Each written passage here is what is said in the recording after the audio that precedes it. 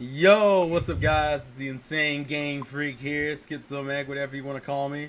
We're back at it again. Now, when you're hearing this, you're going to hear two separate videos.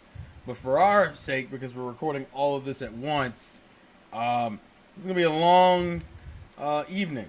Because we love you guys so much. Yeah, alright, so people work your planning in the comments, I believe a movie 4's review, talking about, are you guys gonna review the Mewtwo Return special that aired? And we were kind of like, well, it's technically not a mainline movie, so no. Fail. But because it is plot relevant, kinda, sorta, to relevant. Yeah, as sure. Relevant as you can get with these films. Air quotes. We said, fuck it, why not? And then we'll be also recording movie 5 later. But for right now, we're gonna address, what is the full title for the Mewtwo special? Is it Mewtwo just the Return of Mew, or what is it? Mewtwo Returns. The English version is called Mewtwo Pokemon Mewtwo Returns. Pocket the Monster Mewtwo Wada Wa Coco Ada Mewtwo Saga. Basically, Mewtwo, I am here. Oh god. Oh, so essentially Mewtwo's doing his best All Might impression. And Pokemon Mewtwo back at it. Pokemon Mewtwo back at it again. Back at it again with the white bands. I gotta give another video. It's fucking terrible. Anywho, so with all that being said, let's just get into it because it's gonna be a long recording session. So it's our own plot summary, if you will. All right, so this movie, in air quotes, Mewtwo, his heart having been softened by the selflessness example of humans named like Ash Ketchum, back in his birthland in the eastern Kanto region, has now traveled to the western region of Johto in search of a location that is unreachable by prying eyes and harsh judgment of humans for the sake of his band of cloned Pokemon with who Mewtwo's watch over his welfare, his sole concern. He eventually finds the perfect hideaway, huge mountain named Mount Quiona, surrounded by steep cliffs that are particularly impossible to scale. But in the top of it is a forest and freshwater lake that makes for a near utopia for all bug Pokemon living there. This is a perfect fit for Mewtwo's band of clones, so thus they settle on top of Mount Quiona and begin the new safe life. With Mewtwo watching over the Guardians, as a guardian, he feels they cannot belong in this world as they were not born in it. He seems particularly close to Pikachu and Meowth's clones, possibly reflecting how important their templates were in his change of heart. At the end of the first movie, Mewtwo erases all the memories of the events from those involved. However, due to his not being on the new island at the time, Giovanni has not forgotten about Mewtwo, and thus concocting a military plan of assault upon Mewtwo, has settled to take on the Pokemon back for himself. He last locates Mewtwo in the new mountain retreat and begins to operate an assault and capture Mewtwo, and bends to the will of Giovanni's. The Team Rocket combat unit heads towards Mount Quiona. At this point, Ash and the others are headed towards Mount Quiona as well. They end up meeting up with a Pokemon nutritionist, Luna Carson, and Cullen Calax, and spunky young girl Domino, who works for Pokemon Institute. But then a break-in and an attempt at thievery of Pikachu by the Team Rocket trio, Meowth, James, and Jesse, try to break in and steal Pikachu, but are thwarted by Domino as she reveals that she too is a member of Team Rocket, known as Agent 009. She calls herself the Black Tulip, by the way. She basically states that Jesse, James, and Meowth are lower-ranked Team Rocket members, and she reveals herself and then actually goes in order to gain information about Mount Quiona, where Mewtwo is hidden in his retreat, gives that information to Giovanni, and Giovanni and all of his Team Rocket workers have all the intel they need in order to put out a huge assault against all of the clone Pokemon that are in the area. Giovanni ends up fighting off against Mewtwo. Ash and the others get involved by trying to save the other Pokemon, but they end up getting captured. Thanks to the efforts of Pikachu and Meowth, they set the others free. After that, though, Mewtwo is injured from the battle with Giovanni, so Ash ends up taking Mewtwo to the lake in order to heal him because the lake has fresh water. Once this does happen, however, Mewtwo ends up getting back all his health, fighting off against Giovanni, defeats Giovanni, and basically that's where everything sort of ends. Mewtwo states that he'll always remember them because he regrets wiping out the memories the first time because Ash talks to him about it, and then at that point he says he'll always remember everybody this time.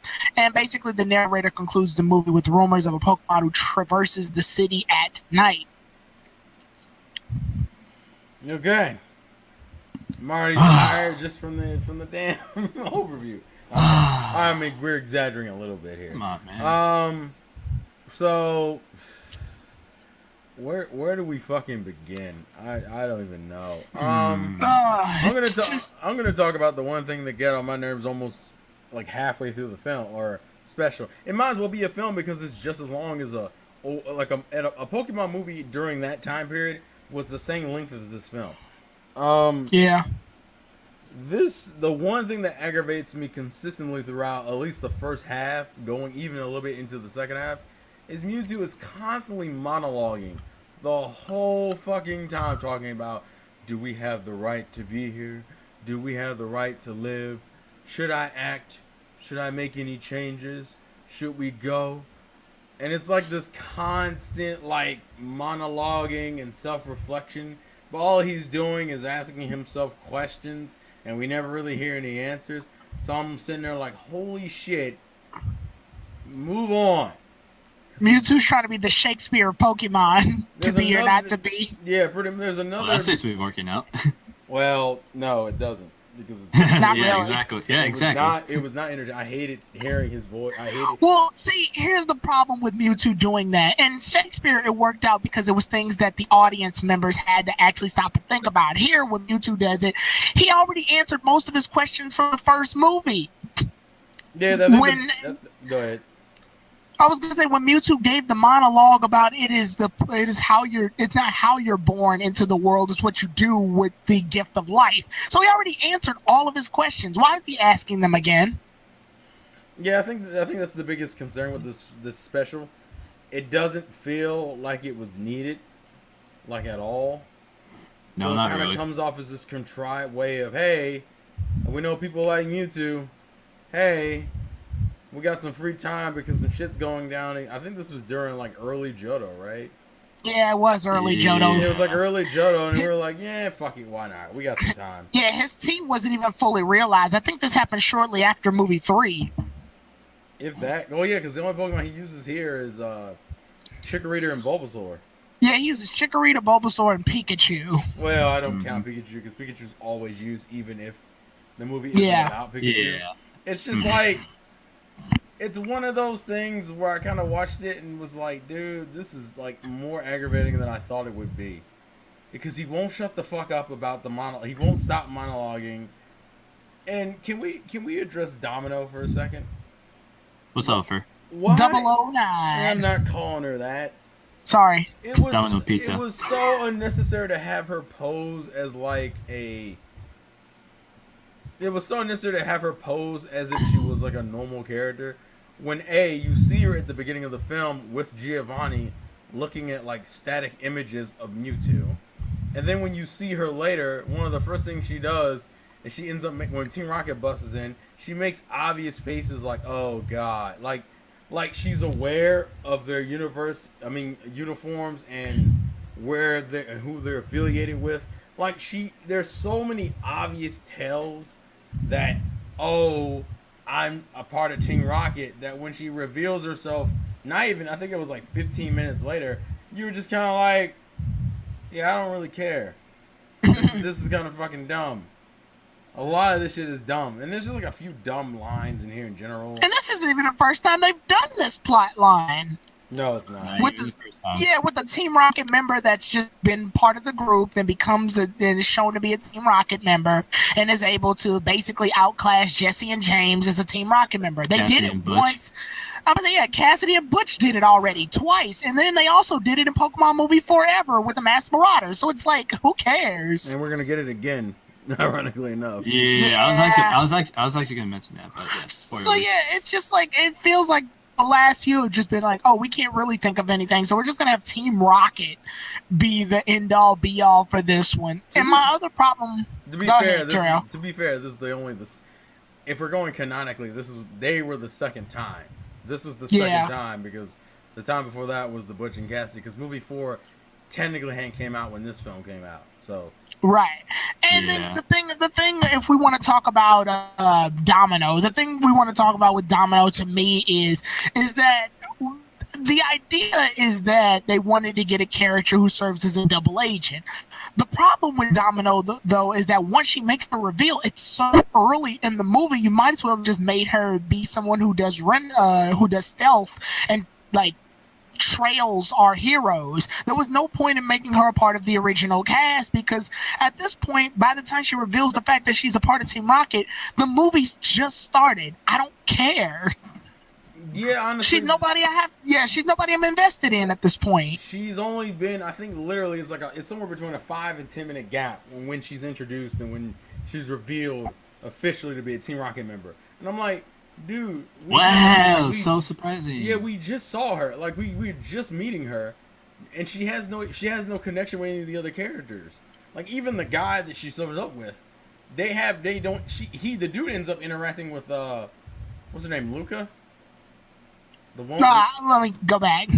It's something. What is it? The lady's name is. Yeah, it's Luca. Yeah, it's Luca. You're right. Yeah. Mm-hmm. With he ends up having more of an interaction. I don't remember the guy's name for shit. He ends up having more interaction with her than she does with when he does with Domino. So it's like, I don't know who was supposed to give a fuck when you revealed yourself to be a Team Rocket member. It's not even like betrayal. It's literally like a whatever situation. In America, they're called Luna and Cullen. That's what it was, Luna. I knew it was LU still. Yeah, in Japan, it's Luca. But Okay. Yeah, same thing. Honestly, I have like a bunch of random feelings about this film, and I want to go. here's my thing about it, because just like if we're breaking it down for a second, one, obviously because we do need to talk about it. We got to talk about the art style, I feel, because obviously this isn't a movie. It's a special. No art style. There is no art style. So it almost literally looks like an episode. Like an episode. Yeah, it almost just looks like a basic, like just Pokemon episode with slightly darker colors sometimes. But regardless of that, I think one of the other issues that the movie holds is the fact that one of the only characters that really interacts other than Mewtwo and Team Rocket is Pikachu and Meowth too. I'm talking about the clones, not the Pikachu and Meowth. And the reason I feel is so just like out there, it's because, oh yeah, this is Pikachu and Meowth. Meowth had that moment with the other Meowth, and Pikachu was literally smacking himself in the first movie. So I feel like this movie tried so hard to like say, hey, you remember the first movie? Do you remember the first movie? Do you? Because we sure do. It's just like, so if you're not watching the first, like, I understand that if a sequel should be something where you kind of need to watch the first one to get an idea of what's going on, but at the same time, it should be entertaining enough to the point where you can just jump right in and be entertained. This feels like, in order to even have any remote entertainment out of this, you need to know what the first movie is, because this special keeps you completely out of the loop.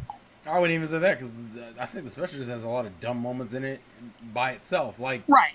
It's Is like it me or did... Go ahead. I was going to say, is it me or did Mewtwo get terribly nerfed in this?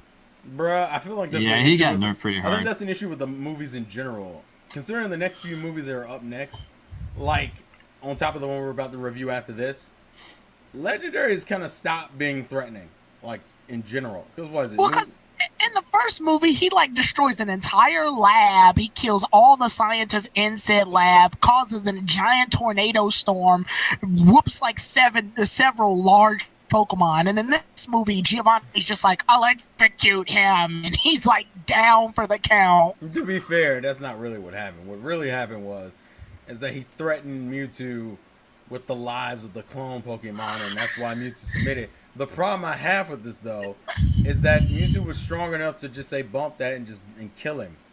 Like, there was nothing stopping Mewtwo. Also, because we had to go through that pause of time where Mewtwo was monologuing again, going about, should I intervene? Should I stop them? Every Pokemon should have the freedom to do what they want to do, to live their life the way they want to live it. It takes him like another 10 minutes to go, I'm going to protect you. And then all of a sudden, it's like, well, we have your friends in captivity, and if you don't do what I say, I'm going to kill them. And I'm like, Mewtwo, if you're stronger, he even says in the film, I'm stronger now than I was the last time we met. Yeah, Then sure. Just break the fucking ship. Like, they're not You gonna... made us. killing the You made a leader... tornado happen, right? Yeah, like, Yeah, killing what the their fuck, leader dude? is an easy thing to do. There's also, like, a lot of random moments, like, once Ash and the gang get captured, and they run across the Pikachus again, but who've been horribly beaten up at this point. Apparently the water has medicinal properties and can heal them. And for some reason, the Team Rocket grunts let them do this. They let them go through the full scene of, oh, Pikachus, are you okay? Go get the water out of my pocket. He grabs the water. Give them the water. Here's the water. And then Domino, like 5 minutes later, is like, get in the cage. And you're like, why did you even let them do that? And then when they're in the cage, this is something I noticed, they took the damn cuffs off. So they're just in the cage, arms free and everything, next to a bunch of clone Pokemon. For one of which is a goddamn clone Gyarados. And you're telling me we're sitting here going, how do we break out of the cage, guys? What? And the clones are supposed to be stronger than the originals, according to the first movie. Well, Yeah, according to the but I second guess film, not. according to the second film, Mewtwo says something along the lines of, "We're no stronger or weaker than our originals." As the last time we fought proved that. I'm gonna have a headache. There's Yeah, just all like this a lot- manga it's shit, like a- Jesus. It's like a lot of dumb moments in the most controversial moment that I'm not as angry about as I used to be, because I think there's a reasoning for it, even though it's more my reasoning and not necessarily the movies. And I'm surprised Tyrone hasn't brought this up yet. It's something to do with a baby Pokemon that we see in this film. Oh, I was gonna talk no. about that in a different thing, but yeah, we're on it now. We're on the subject. It's a really minor thing, folks. I want to tell you this right now before we get into it. This is really small and petty, but you forget who we are. That's why we're going to address it. And we're talking about it. Actually, I'll let Tyrone explain it. It's not much to Okay, explain.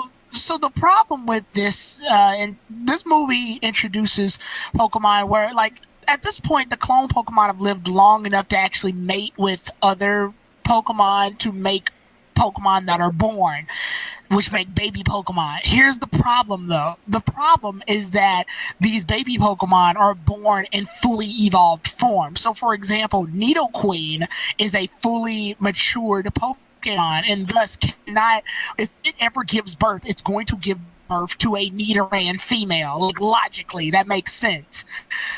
Instead, they end up giving birth to just a baby Nidoqueen, which makes no goddamn sense whatsoever.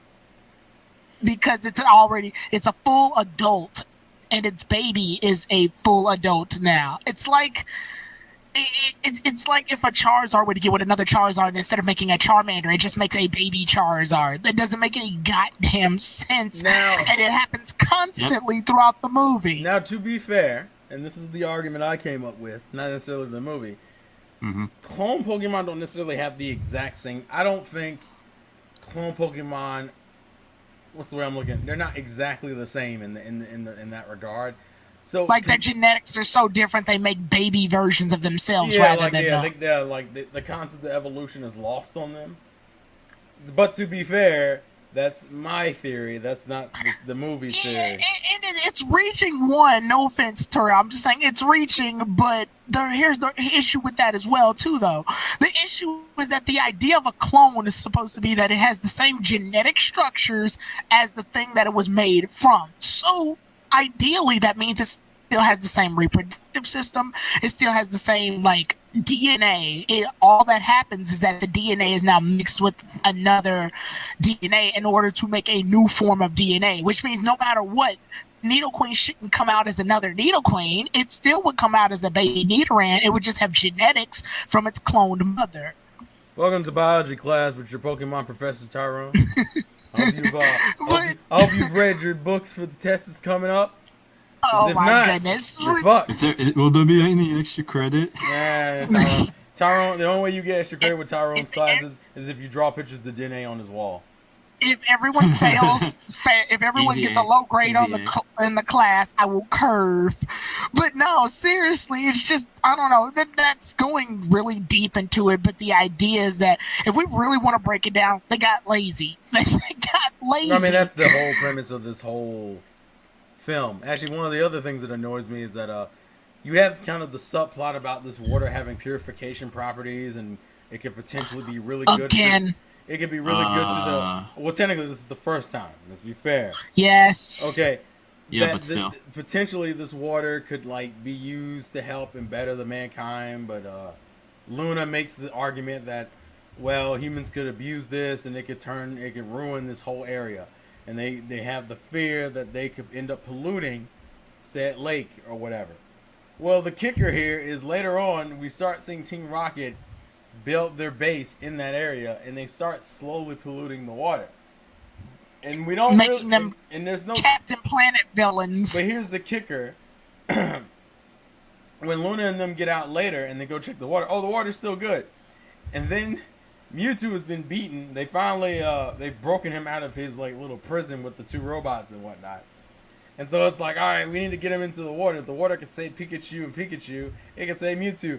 And all of a sudden, the scientist guy is like, don't put him in the water. He might pollute the water. And I'm like, so the building over there that's been dropping pollution, literal pollution, in the water, and that you just tested a second ago, the water's still fine after that. You think throwing Mewtwo in the water is going to pollute the water when the pollution didn't do that? Now, this is nitpicky shit, but this movie's fucking dumb. Another thing I'm going to bring up is that early in the film, I think they just have Ash and Misty and brought Dick around for a while. Like, dead ass. Because I think they don't even... When they start climbing the mountain, that was like their third choice. Originally, they tried to catch the bus. They missed the bus. Right. The second time was, we're going to use a boat. And they start using the boat. And then all that comes from the boat was, oh, we can't use the boat because Misty's afraid of bug Pokemon. Oh my god. And I'm just like, what are y'all doing? Like, they don't even start doing anything in the plot until Team Rocket steals Pikachu. And you're like, what the... That's pretty picky as fuck. What? Sorry, but anyways, Richie, any thoughts, opinions? No, I think my main issue with the movie is that, and you were kind of just touching based on it, is that I don't know if the movie has like a plot in mind, because it seems like we're always going from one plot line to another, and even when they try to do that, they don't really do well, they do decent, but it's a half-ass effort. So like in other words, 1 minute it's about 1 minute's about, oh, fucking Mewtwo, and the next one it's about the clones. The next one's about the water that we were just talking about, the environment and stuff like that. It's like if the special was going to be good, the first thing you gotta do is come up with a consistent plot, because it tries to do multiple things at once, but which is fine, but the problem is the effort has to show that it's at least good. But no, they didn't even do that. I think it was a half-ass effort. I agree. I completely agree with Richie on this one, because I feel like the plot was cluttered with too much conflict. Oh, water pollution. Oh, Team Rocket's enslaving the Pokemon, some of which were born on this island. Some of them were clones were brought here. Oh, Mewtwo's mental conflict with whether Pokemon who are cloned belong here or not. Oh, can the Pokemon who seek refuge for peace ever find peace? Just so many, like, mental conflicts happening all at once. And on top of that, Ash coming up with you shouldn't erase our memories, because once you erase our memories, then everything we went through is completely pointless. And it's just all these subplots stuck in one movie. And then just random bad writing decisions. Actually, just real quick, and I'm gonna let Richie go. The sequence before, when I was mentioning how they ended up getting locked in the cage, and they took the cuffs off. Another dumb thing is, well, how do you think they get out of the cage, folks? Well, I'll tell you how they get out of the cage. A group of fucking Ledian and Butterfree come by and sprinkle like stun spore and sleeping powder on the Rocket members, who accidentally, I think the sequence is literally, they're working on building the base up.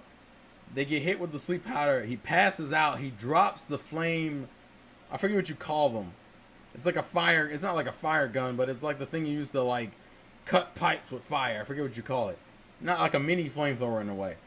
He accidentally drops it, and it causes an explosion that blows up half of the fucking cave, which breaks the gate down for them to escape.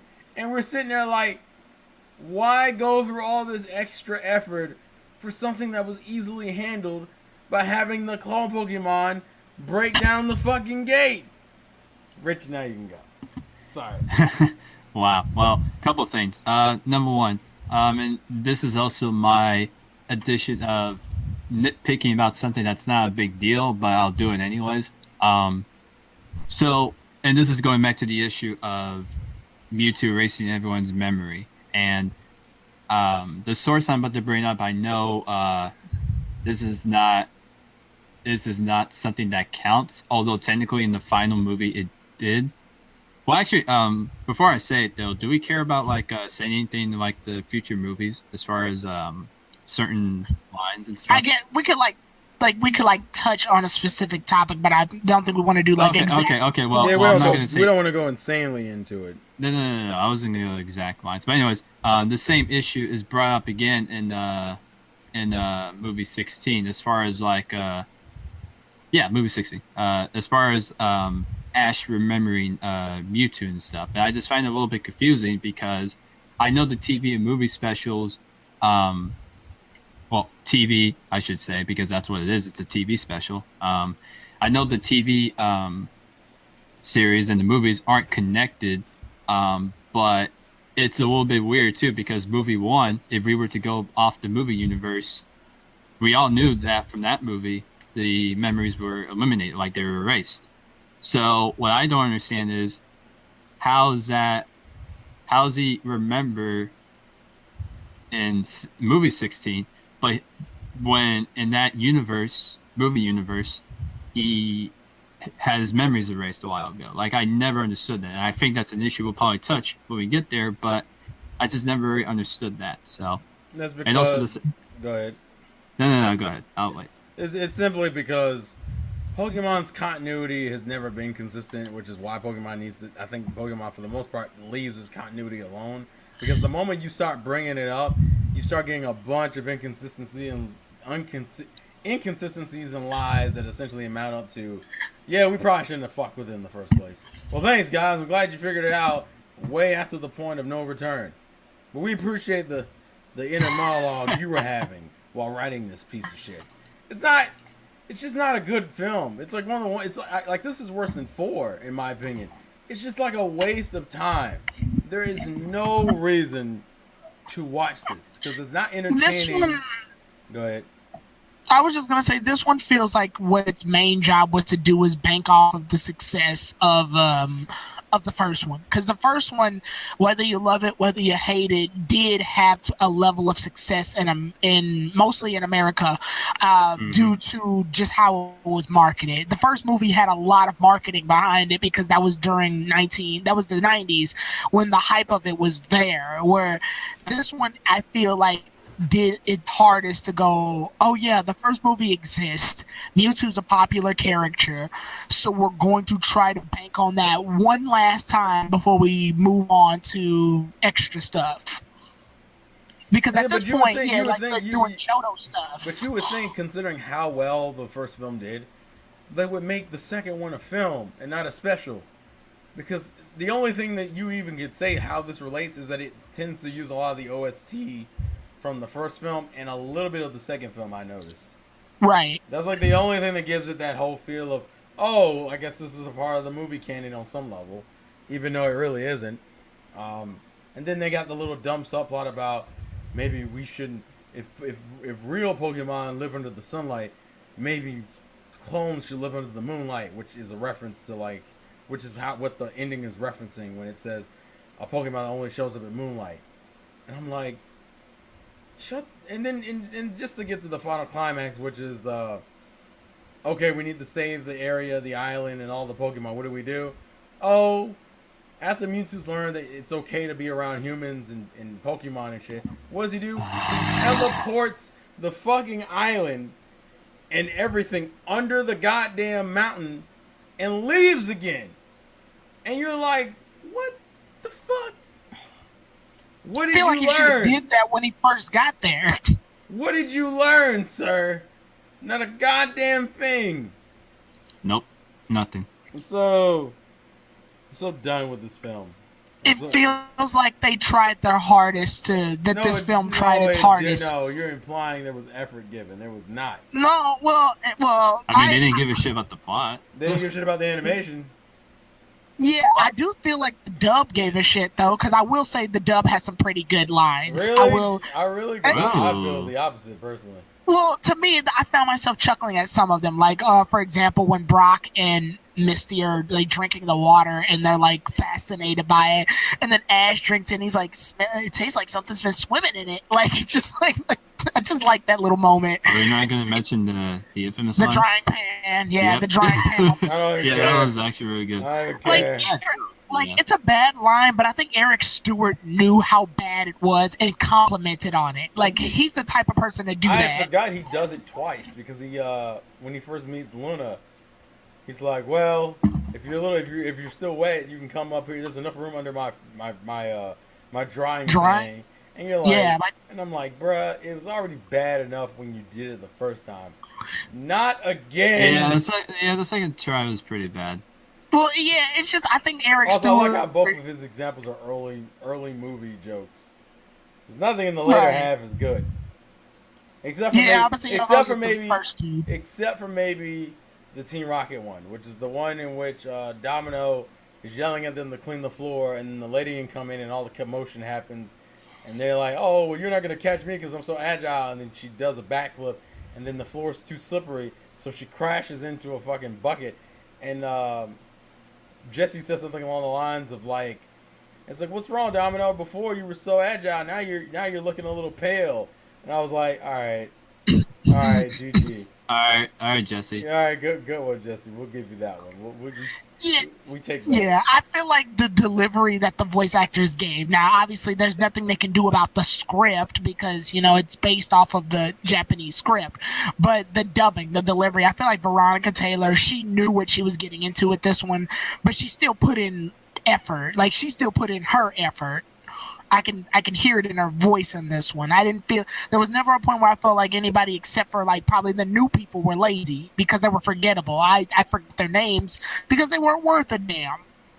Just kind of a running theme, unfortunately. Right, I feel like these characters only exist to get Ash and the others to where they needed to be for the sake of the movie.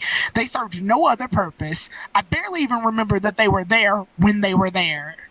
Yeah, they don't contribute really anything to the plot. Yeah, we had to remember what their names were. Yeah, I had to look it up. Shit.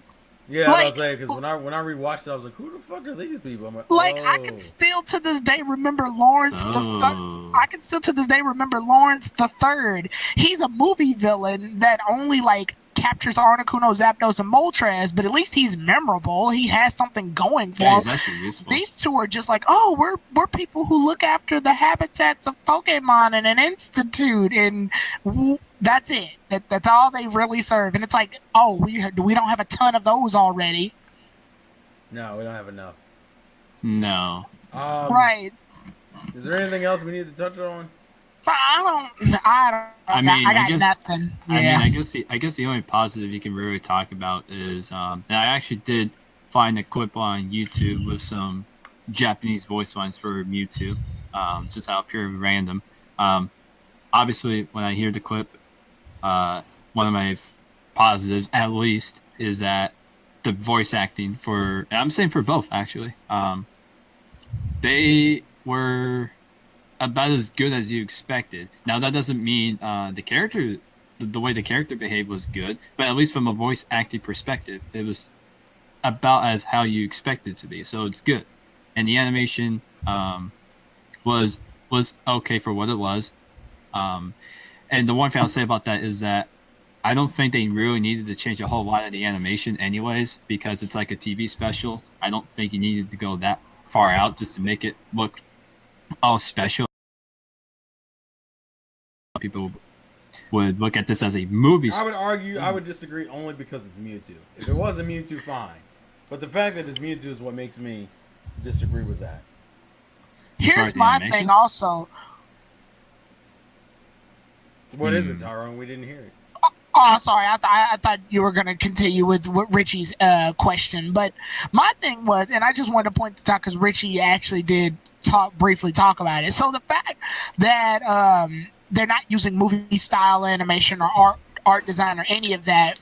There's no movie presentation in this special, obviously, because it's not a movie, but the movie's music is being used in this. And the problem with that, though, is that it clashes so badly in this. Yeah, actually, it feels like the music is overplaying a moment that isn't that big in the Exactly. Exactly. Yeah, the one thing I'll point out though is that in the Japanese version, the part where Mewtwo shots up from the fountain, or the pond, when he like talks to Giovanni, then he's in the process of moving the entire island. Basically, the music that was used was the same. I don't remember which exact scene it was, but I know it was from movie 1. I think it was the same music where Mewtwo is, where Nurse Shore is like, "Oh, here comes the Master Mewtwo." Then you see that scene of him going down with the eyes glowing and stuff like that. I'm talking about Japanese dub, by the way, not the English. Oh, darn it! I like the English dub. Yeah, well, no, I mean, I watched the English dub, but I saw like some voice clips, and I heard the music, and I'm like, wait a minute, this is from movie 1's Japanese version. So, but anyways, oh yeah, speaking of music, for both versions, at least for both, it was actually about as well as I thought it would be. But unfortunately, it's only one of the few positive things you could say about this movie. So it's kind of unfortunate, but you expect Pokemon's music to be good, so it's not that big of a surprise to say it. So right. So that's pretty much it as far as those two thoughts are concerned. Okay, then what we do now is out of 10, Tyrone, what'd you give it? Oh God, ugh. I'm gonna give this one a 3. Oh, why is that? Yeah, go for it. Yeah, a 3 because it doesn't do anything right. I almost wanted Tyrone to be like, a 3 because it's bad, and because I like the number 3. Don't you know? Nah. It's a 3 because I feel like it's just basically trying to absorb all of the remains of movie 1 and give it to us. It's movie 1's leftovers, and not even microwaved leftovers, just like cold on a plate leftovers. Like, here, you remember movie 1? Well, here, take that. Now I'll show you.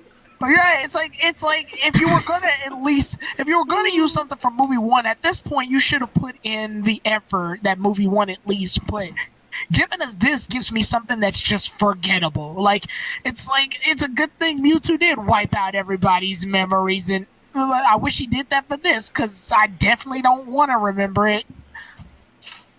It exists, and therefore it was. I feel like it had to exist, and not that it it was something that they legitimately was like, oh, this will be fun, because, and this is jumping ahead a little bit, but they do this again with Mastermind Mirage, where Mewtwo just has to be this thing that comes back in Ash's life. And it's just like, whatever. It's called PTSD, sir. Right, so yeah, I just give it a 3. Yeah, I give it a 3 because I felt like it just relied on movie 1 to basically keep it going. So the reality is he gives it a 3 because he is Tyrone the guy at 3. Oh, goodness. Anyways. Except he isn't a god. I think Richie's used that joke twice since we've done these. Hey, man, what do you mean? It's a good one. Yeah, what are you talking about? Technically, if we're going canon-wise, this is the first time I use it in this format. Oh. Right. It's one apiece. And this channel. I'm going to go ahead and give mine because mine is also a 3. It's just it has a bunch of inconsistencies in it. The characters are fucking stupid. I mean, like, the actions they take are stupid, and some of the design choices with their characters are stupid. It's just the animation's not great. It's a waste of fucking time. It's a waste. I think that's literally what it is. It's a waste of fucking time. You watch this when it's like a fucking movie that came out in 1992 that keeps rerunning every few years on television that you leave playing in the background while you pay it no fucking attention. That's the kind of film this is. 3. I'm done. Richie, what do you give it? and tell me why. Oh God. All right, so No, Dotaro's over there. yeah, he's in the middle. I guess if we're going goodness. I guess if we're going off of the Discord call screen. Anyways, so They don't know what we're recording this on. You spoilers, man. all right, well now they know because I don't want them to think that we record this on Skype because we're better than that. Richie, your score, damn it! All right, so I'm gonna be a little generous. Little generous. 3.5. God damn it! That's I hate you. That's more Yeah, generous than I was thinking. I hate you. I hate you. Why would you even? What's the point for? Educate me on that. Well, it's nothing Here we special, go. so I apologize. But what I will say though is I'm gonna talk about the positives and the negatives. The two things I actually did enjoy were the animation for what it was. Like I wasn't expecting this to look really great, although technically you could argue that it could have just because of the whole Mewtwo aspect. The music was great. Obviously, when you watch English dub, you get to hear the OG voice actors that everyone loves. So if you have that good music, then it's at least bearable. Obviously, though, when it comes to the negatives, I'll just say a few things. Inconsistent plot. It just doesn't know what it wants to be. The Mewtwo, as Terrell said, is too monologue. And the character in itself has this not weird development, but the way that it was executed was just so weird. And plus, not just the fact that it can't decide what it can be, but inconsistencies in other characters like Domino, for instance. Like it tries to play off like she's this wild card surprise. That, oh my gosh, she works for Team Rocket when obviously we knew about it. But I think the goal was, oh, maybe these kids wouldn't know. But it's like, that didn't work out. So 3.5, 2 saving graces, but it doesn't do much at all. In fact, I don't think it did anything. If I can make a small comment, do you remember and I don't know if you guys play Sonic games enough, but do you remember in Sonic?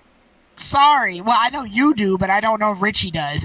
Do you remember in Sonic Adventure 2 when Shadow was introduced and he was like, he had a mental conflict about his relationship with the humans and Maria and everything, and it was all resolved when Shadow realized what he needed to do and wiped out BioLizard because of it. But then when he got introduced again in Shadow the Hedgehog, his own game, he became all like amnesia and what am I fighting for? And to be fair, he was like that in Heroes too. Yeah, that too, and he was just so woe is me character. That's Mewtwo. That's what happened to Mewtwo in this movie. He just became this edgy, why do I exist character, and that bugged the crap out of me because he's questioning everything when he already found his answers in the previous movie, and that's one of the reasons that makes me mad because, like I've said several times, I'm a sucker for character development. So this movie feels like it takes Mewtwo 7 steps backwards from the development that he worked so hard to gain in the first movie. Mm-hmm. So what you're saying is you should be used to it because you played Shadow, because you like Sonic games. Well, yeah, but at least with the Shadow the Hedgehog himself, Shadow the Hedgehog himself was my favorite character one of my favorite characters until he got brought back in Heroes. Heroes ruined him. Because in Adventure 2, it was clear that he had a personality. Now he's just a cross-armed edgelord, why do I fight character, and I'm over it. And that's what Mewtwo became. Where's that damn fourth Chaos Emerald? Congratulations, Mewtwo Returns. You ruined Mewtwo's character. And that's what I'll end on. Da da da da da da. What the fuck? I'm not sure that's supposed to be from somewhere or... No, it's not. I mean, it is an ending, but it isn't like... Yeah, it's just Terrell, like, saying that's all, folks. Yeah, that's essentially what it is. Like, if you watched a lot of Looney Tunes, it's essentially that without actually I feel guilty for that, then. You feel guilty? Guilty that I didn't recognize the theme? I don't think he feels bad that he didn't know the reference. Oh, so welcome to Feels Bad, man. This is fucking terrible. All right, so that's it. We're moving on to movie 5. Yeah. Everybody, imaginary wave to the Never camera. again. Oh, Jesus Christ, Rick. We do. They're gonna want us to do Mastermind, guys. Don't. No. That's going to be in Japanese, so I'm fine. Yeah. I'm watching that in Japanese. There is no fucking. I still feel like that's not gonna save it. I mean, it's gonna help a little bit more. I think it's gonna help a lot. It's not- Go rewatch that bitch in English. How dare you? It's bad no matter which language you watch. Oh no, sir! I think it's on a whole nother tier bad when you watch it in English. Foreshadowing. All right. Well, It's with for that the said, shadow. Pokemon Heroes. Anyways, all right, yeah. So, thank you guys for watching. Thank you. I've been not gonna fuck this over. Thing fucked me up. We will see you back for Pokemon Heroes, which for us is like a minute. For you, it's like however long I decide to wait on uploading it. Well, I probably still gotta edit the footage. A week? No, it's a week. Well, no. Well, it depends on when I put out this. Anyways, this shit doesn't need to be in the goddamn footage. Lives of gameplay to win. And I will talk to you guys later. Look forward to Pokemon Heroes. Because we're looking forward to it. Because we're about to do it. Woo! Peace. Pay no attention to the recorders behind the curtain. Turn it off! Pay no attention. The revolution will not be televised. Yep. Christ.